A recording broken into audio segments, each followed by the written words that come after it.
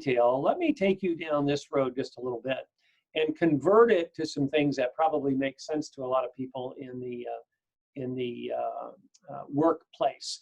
And that would be, just how much does this cost? Well, how could it cost anything, Ned? Well, it can cost an enormous amount. Let me share with you a number.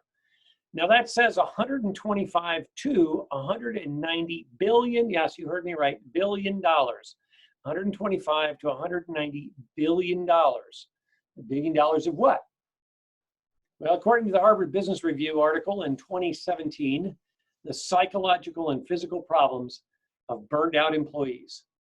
Yep, which costs an estimated 125 to 190 billion dollars a year. And are you ready for this? In healthcare spending. Just in healthcare. Just in healthcare. Yeah, let's not even begin to talk about employee turnover. That adds a whole nother factor of cost to this. Let's not talk about lack of production. That adds a whole nother factor to this. If people are truly burnt out in their job place and they truly don't have balance, or maybe they're not burnt out, but they're dealing with some horrible problem at home and it's come to work with them, let's talk about the safety aspect and how people can get actually injured when they're at the workplace. So the number is very possibly way higher than this. This is just healthcare. 125 to 190 billion dollars a year. That's just an absolutely astounding number to me. Just astounding. So is work-life balance even a thing? What does it look like? What does it sound like?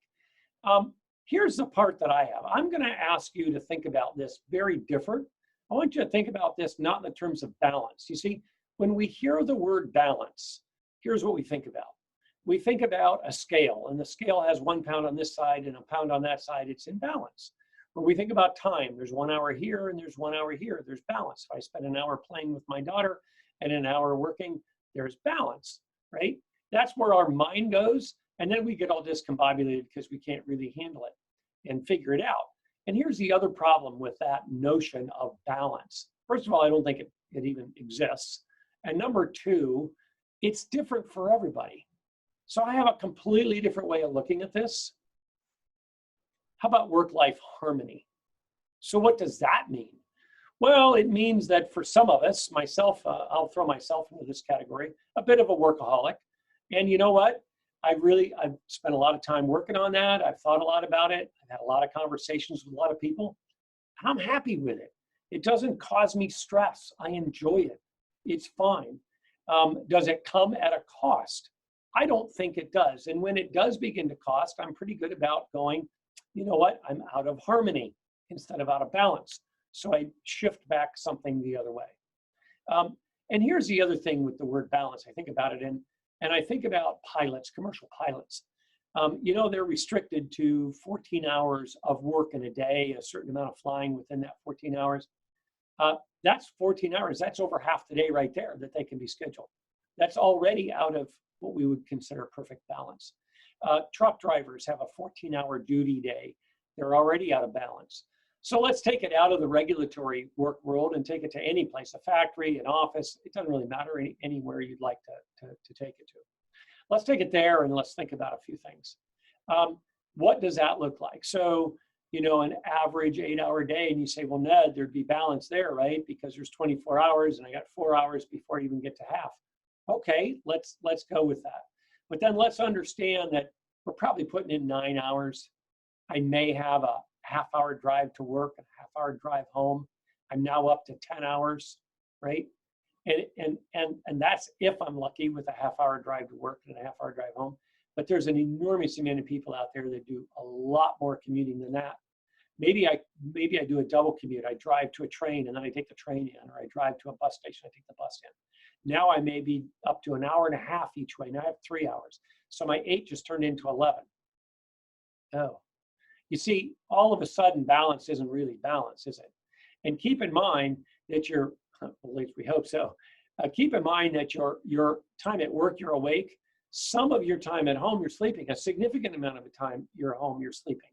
Well, do we add that into the balance? Or do we say X amount of work or X amount of non-work awake time? Then we got to do a whole other calculation. So I just don't think it exists. I think it's a misnomer. I think it's a myth. I much prefer harmony. You know, Somebody's harmony may be they get home at 4 and they can turn it off, man. They can turn it off at 5 o'clock. Their phone never rings. Their emails don't come in. Even if it does, they don't have to worry about it. They are completely unplugged. That's great. That's fantastic. I'm not like that. I don't think I would like to be like that. That's just me. Other people will be somewhere in between. So I think we have to find the harmony. What makes sense for us? What does harmony truly look like? So, we find these things and we say, well, what are some of the problems with it? Well, burnout, the psychological and physiological stress that we talked about earlier, employee morale, employee disengagement, employee turnover, all these things become a part of it. So when we think about it and we say, well, okay, so whose fault is this work-life balancing? I think it's the employee's fault. By God, they just need to step it up. Okay, step it up and do what? Well, they need to step it up and say, hey, when they're exhausted, they need to say something. Oh, that's great. If you have that kind of a culture, this is probably not a webinar you need to be on, because you're probably striving every day throughout the entire organization to create work-life harmony. But there's a lot of people out there that don't have that kind of culture in their organizations that they can do that. So we always ask this question, right? Whose fault is it? And we love to put somebody at blame. We love to blame. We find a problem, who to blame. Find a problem, who to blame. Find a problem, who to blame. And part of the problem is I think we need to rephrase or reframe the question. I don't know that it's whose fault is it. Maybe the question ought to be whose problem is it? Now that's a completely different question. And it elicits a completely different answer. And the answer it elicits comes with a completely different set of action steps around it.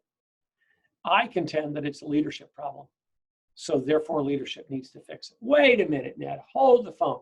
I'm tired of everybody telling me it's my problem, I'm the boss. Why do I have to do this? Why can't people step up and take care of themselves? Self-responsibility, by golly. They need to step it up and they need to do their own thing.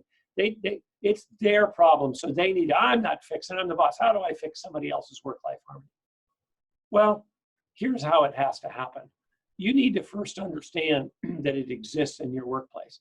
And if you can't answer that, or if the answer you give me as the leader is different than the answer that I get from the employees, then you don't know that it exists. So what do? Well, I'm a huge proponent of employee engagement surveys. And I would also tell you that along this line, you probably in between the big engagement surveys that you do, and we provide those for our clients as well. The problem I have with it is they do a couple of things. They don't ask the right questions, and we drive them towards certain questions, but part of the problem is they don't ask the right questions. Then the other part of the problem is they don't share the information back. We're going to talk about that in just a little bit. What we have to do is we have to say, hey, as a leadership team, we are not going to let this become a problem in this organization. And there's some things that we're going to do. Wait a minute, Ned, what about that employee? All right, let's put it in the employee's lap for a minute. Employee, you're now in charge to tell us when you're burnt out. Okay, fine. What's the reality? What's the reality of it that you would actually go to your boss or your employees would come to you and say, I'm burnt out, I'm exhausted. What's the reality? What ultimately would you say? Yeah, what would you have said in a prior job when you were 23, 24, 30, 40, 50 years old with kids that are homesick and all these other things that come into play and projects that are stacking up on top of projects and so on and so forth? What would you have said? Would you have gone to your boss? No, come on. You wouldn't have. Oh, maybe 1% of you would have. Maybe 1% really would have. And you know what? The rest of you that are saying you would have, you're not in the 1%. You're talking a big game to me, but you really probably wouldn't. And that's okay. I mean, I admire you for thinking you would have, but your coworkers aren't doing it. Then let's say you do it. Let's say you're one of those folks that actually do it. You actually step out and you actually say, I'm exhausted. I need to get more harmony. This is just killing me. And you have a boss and they look at you and say, well, go get a new job. Your coworkers are okay. And are you ever going to bring it up again? No, and you're going to kick yourself that you ever brought it up. You see why this is a leadership problem, and so leaders need to fix it. Okay, so what does a leader need to do? Well, let's start with listening. And that to me is probably one of the most important aspects that the leader can do when it comes to this. We listen through surveys. We listen by having conversations. I'm going to do another pop-up webinar on management by walking around and what we call leadership rounding and some other things like that, and give you a little more in-depth on that later. But let's just understand that leaders need to listen. If you want to do it through the use of surveys, I'm fine with that. For this particular topic, I would be looking at some what we call pulse surveys. You take them once a week, sometimes once a day. You can get very sophisticated with these. You can have little kiosks. In fact, you've probably seen the kiosks when you enter. Southwest Airlines has them. And just as you get on the jetway, there's a little kiosk that stands about 3 feet tall, and it's got a little screen on it, touch screen on it, and it's got a little 3 faces: a happy face, a mad face, and kind of a medium face. And it says, "How was your boarding experience?" And you hit the button and you walk on. That's it. That's it. You push and you walk on. There's companies that have those as well, and they ask a question a day, sometimes a question a week, and they get collected up, and the employees can answer it. It's at the time clock or as they walk out the door. Now, there's other ways to do it. It doesn't have to be quite that sophisticated, but I can tell you that this is an enormous way to say, how's things going on? You need to listen. And when I say you need to listen, what's important here is you need to listen for the words that employees are saying. That gives you a tip off that maybe they're out of balance a little bit, like I'm exhausted, or the baby's keeping me up, or we moved mom into the nursing home, or all these other things that are going on. How many more projects can you possibly ask me to do? When you're walking out the door at 7 and half of your staff is still there, that might be some listening that goes on. Sometimes we listen with our eyes, not just our ears. Yeah. So we need to do some listening, and we need to fix some things when we think that they're set out a whack. Setting boundaries, this is another one. And so what does this look like? So I have a client, and my client is very good about setting boundaries within her team. And this is what the boundaries look like. The boundaries go like this. She announced to her team of 12 people, I think. She said, look, here's the deal. I work a lot. I work a lot. And I just want you to understand that. So I have a client who has about 12 people that work for her. And she has set these boundaries with her team, and her boundaries look like this. She says, look, I kind of work around the clock, and when I think of things, I don't want to forget it, so I'll get down and bang out an email. If it's in the evening, don't look at your email. Don't look at it. I don't expect an answer back tonight. I don't want you working on it. You're home with your family. Do your thing. I don't want you to answer that email. If I need you for something important, I'll either call you on the phone or I'll text you, one or the other. If it's a text, you know what, and you don't get to it for an hour, it's probably good for an hour or two, or it's just informational. If it's a call, probably need to really talk to you. And I'm gonna keep that for really, really important things. So this is critical. This is critical, setting these boundaries and asking for boundaries from your employees. What are your boundaries? What do you do? Talk to me. Tell me if we're crossing over boundaries. Make that a cultural conversation. I did a 30-minute pop-up webinar. You can find it in the archives on one-on-one meetings. And this might be a great place to have this conversation with each of your direct reports and say, okay, let's set some boundaries here for and make sure that you have work-life harmony. I think that's really important. For the crying out loud, will you stop micromanaging? Please stop micromanaging. Please stop micromanaging. I can't say it enough. And it's fascinating to me how many people tell me they don't micromanage. And if everybody told me they didn't micromanage, we wouldn't have it as a topic. It's just stunning to me. And usually the person that says that they don't micromanage the most is the one that does it the most. That's the thing that I begin to find out about that. Look, as long as you're micromanaging, here's what you're doing. You're getting in the way of the production of your employee, you're micromanaging. They're not getting their work done as fast as they need to do. They feel like the only time they can get something done is when you aren't around and you're not at their house, at least I hope you're not, right? Telling them what to do. So what do? They end up working from home because it's the only time they can get anything done because you're looking over their shoulder. Now, I don't want to hear all your excuses. I'm telling you, stop micromanaging. And if you listen to this and you're struggling with it and you want me to help you, call me. I'm glad to talk to you about it. But when we micromanage our employees, we actually create more work for them, and we actually disrupt their harmony. The three things people really want to do to feel motivated at work is they want to have purpose, they want to have mastery at their job, and they want to have autonomy. They want to do their jobs. They want to be left alone. They want to just leave me alone and let me do my jobs. If you leave me alone, I'll get the job done. Just get out of my way.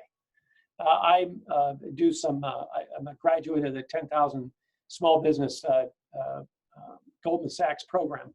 And I can remember when I went through it, and now sometimes we'll go and help kick off a class. The alumni will go kick off a class. And one of the things that we always say is, look, you're going to be gone from the office for every Friday for like the next 13 weeks or whatever the schedule works out to be. And you know what? They're going to get along fine without you. In fact, they'll probably get along better. They'll probably get along better. Give work to your employees and let them do their work. We can have a whole other conversation about what that looks like. And I'll probably do a pop-up webinar on delegation and then getting out of people's way. But if you want to help with the harmony, stop micromanaging. It really is a major problem. Stop excessive collaboration. Now, this is one that's kind of counterintuitive a little bit, right?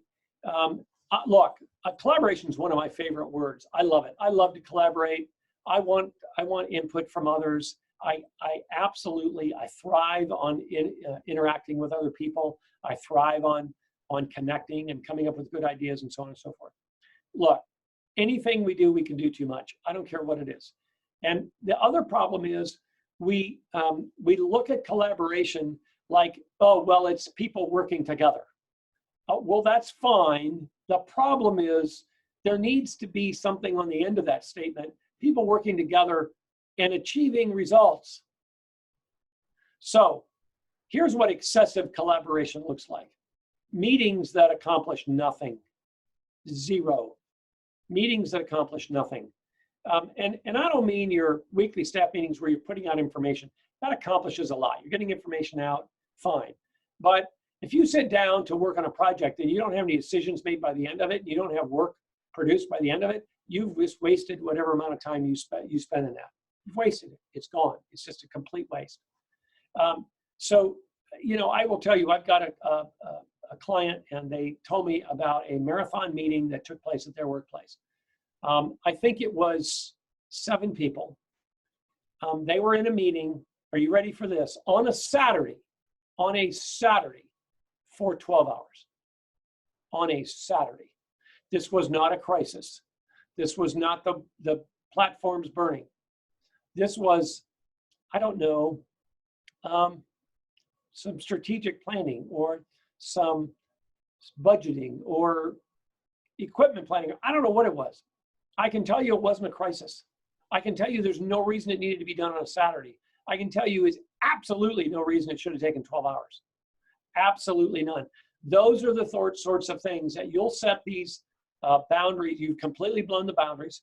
You're micromanaging if you're sitting there with them for 12 hours. Are you kidding me? Nobody needs you around for 12 hours. Nobody. Nobody. Give them their work. Let them come back to you with what they've accomplished. So stop the excessive collaboration. Excessive collaboration. It's not helping anyone. It is not helping. It doesn't work. You shouldn't do it.